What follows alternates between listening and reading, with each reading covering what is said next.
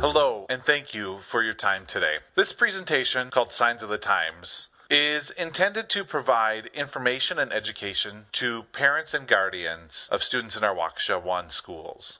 The first stop on our journey today is expectations at school. In this, we focus on the daily expectations of students, day-to-day use of the device, and general rules while at school. The first expectation we have of our students is that the device comes to school charged, and it is present each day.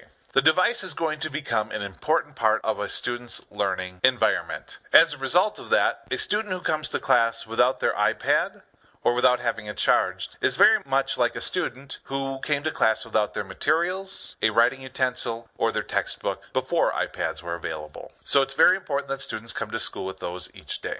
Additionally, it's important for parents to understand that if they're interested in purchasing an additional charger, they can do so. One charger will be provided and the charging cable to each family. Additional chargers can be purchased at local stores if families believe this is something they would be interested in.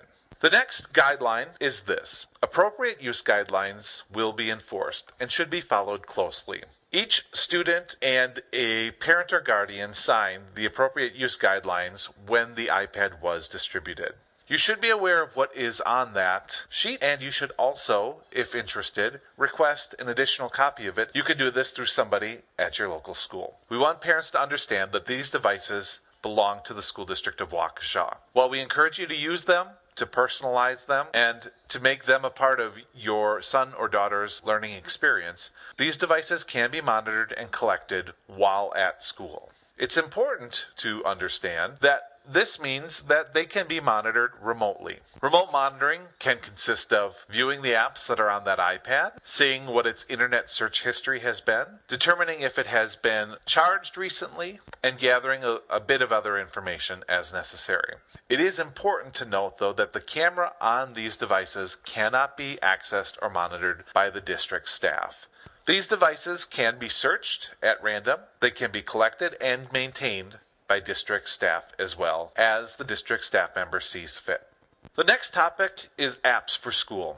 Your son or daughter has been issued a set of core apps through the self-service app on your iPad. These are apps that are provided in order to provide all students and staff members a common baseline of apps by which they can plan their learning activities. Additional apps that a teacher may wish to use or may recommend to students in the classroom should not be required, and parents and guardians should have sufficient time to review the app prior to installing it on the device. Additionally, these apps should have no additional cost associated with them. And that pretty much covers the basic expectations while at school. I'll just note that these tools are intended for academic purposes, and anything outside of the use of academic purposes is a violation of the iPad use guidelines. Our next stop is customizing the iPad. We are in a self-management model, which means we entrust the management of the device to our students and their families. We believe this honors the true power and purpose of providing these devices to students. When we customize the iPad, it provides options for the students to use the iPad for more functional and fun use. The school district will be providing cases. These cases are sufficient for most wear and tear protection. However, we understand that each family knows his or her son or daughter better and may require additional protection. Each family will determine if a more protective case is needed, and in making this decision, will incur whatever cost associated with purchasing that new case. It is not a requirement of the School District of Waukesha to purchase an additional case. The one provided is sufficient. We hear from people that they are concerned about on-screen keyboarding. This means using the keyboard on the iPad to type papers, emails, and other word processed documents. In our research of other one-to-one rollouts, on-screen keyboarding was a sufficient way for many of our young people to word process documents as needed for academic purposes. However, you know your son or daughter better than anybody. If you feel that there need to be additional options for keyboarding, you are certainly welcome to make that decision. Some possible options that exist are purchasing a case that has a built-in keyboard, such as the one seen at lower left here. We also have an option in which you can purchase a USB keyboard and a $40 adapter and connect them together. There are many options, but understand that if you wish to explore these options, it is at your own cost.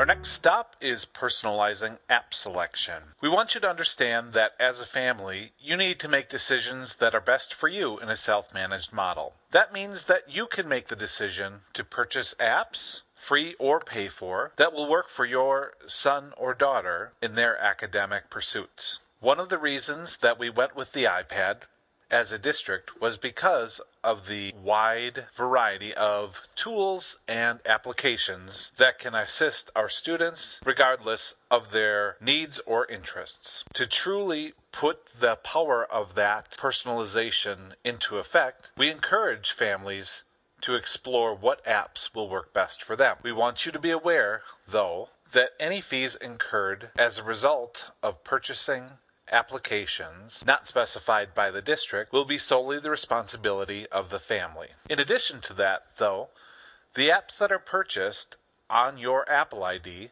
which is managed by the family, are the property of the family and can be used on other Apple devices if the family has them, or in the future on Apple devices as you and your family see fit. These apps are not the property of the School District of Waukesha. In selecting personalized apps that work best for your son or daughter, please keep in mind that apps should be academically focused and should not provide a distraction while at school. Our next destination is damage and responsibility. As a district, we certainly realize that from time to time bad things can happen, and this is an overview of the reporting and the repair process and the families' and students' responsibilities in that process. It's important to understand that students should return damaged devices to school. No matter the severity of the damage, it's important to report it to a staff member and let them make the decision as to how it should be repaired. Each school should have an assigned staff member, and you should ask your local teachers or administrators who that staff member is in your building. We've designed a return to learning system in which the student can return the original device to school quickly, borrow a loaner device so that they can return to learning as quickly as possible, and then when the damaged device is repaired and returned to the school, that student will swap the loaner device for their original device. In this way, we try to avoid downtime for learners, as we believe more and more learning opportunities will become dependent upon the use of the iPad. In this system, it's important to remember, though, that backup of information is the responsibility of the family and the student. We have many opportunities to back up using resources like Google Drive, iCloud, Dropbox, and other options, but it's the responsibility of the student to make sure their work is backed up so that in the case of damage, they are not without their critical educational work. Of course, there is a financial side to damage that we must discuss. Device damage will incur charges to the student and or the family. We have developed a fee schedule that rewards low incident students with a smaller damage repair fee. For a first offense in which repair must be done to the iPad, the family will be assessed a $30 fee. For a second offense, the family will be assessed a $60 fee.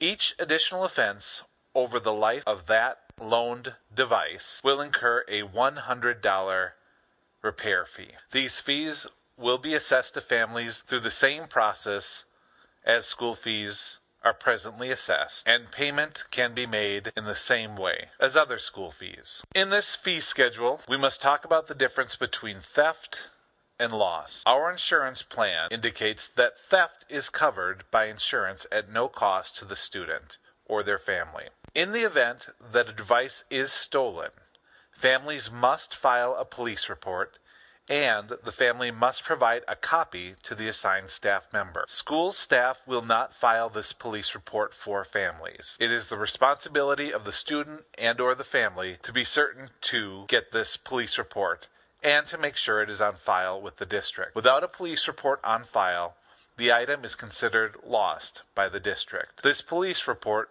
will be the documentation the district needs to file an insurance claim. Be aware that falsified police reports for stolen goods is illegal and can also lead to insurance fraud. If you are uncertain if the device was considered stolen or lost, please contact a district staff member at your building and we will assist you in the process. However, it is important to note that if a device is stolen, one of the first steps that should be taken is notifying somebody at the school so we can use our background monitoring software to possibly track the device. Time is precious, and the sooner somebody is notified of theft or loss, the sooner we can begin tracing it and the more likely it is to be located. This means, though, that loss is not covered by insurance. If a device is lost and a police report cannot be filed as a result, families will be assessed the full replacement cost of the device. In the event that a device is lost, please notify your building staff member who is assigned to assist with iPad issues.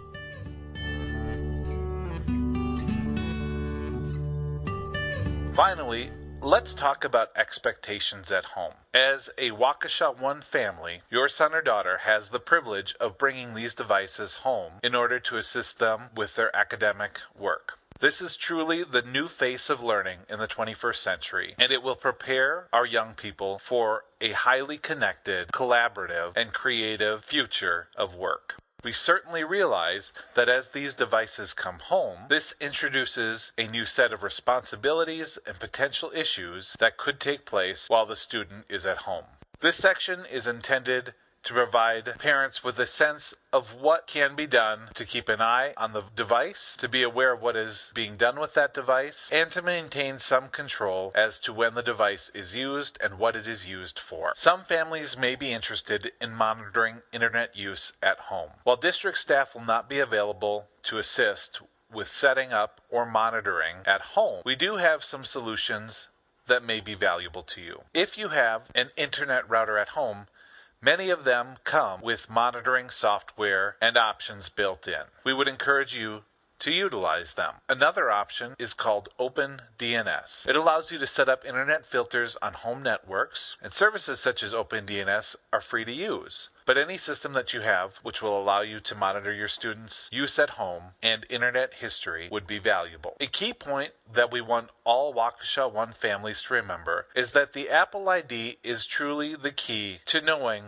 what is on the device and to installing apps and media on that device. We encourage all parents and guardians to maintain control of the Apple ID passwords. Today, in registering your device, you need an Apple ID. This includes a username and a password. Are you presently aware of what the username and password is on your son or daughter's iPad? If not, this would be an excellent conversation to have with your child. But what's the benefit of knowing the Apple ID password? Well, this is how you really check in on the device activity. Here, you can see apps purchased. You can locate the device if it's lost using Find My iPhone, which we encourage all families to enable. And really, sometimes the possibility for monitoring is just the greatest deterrent. We encourage parents to check in on the Apple ID regularly. Log in to iCloud.com and use the username and password to possibly look at work samples, internet history, favorites, or a wide variety of other information. Some parents may choose to share the Apple ID password with their son or daughter. Others may choose to keep it secret or to change it so that they only know the Apple ID password. This is certainly your right and privilege as a parent or guardian, and as a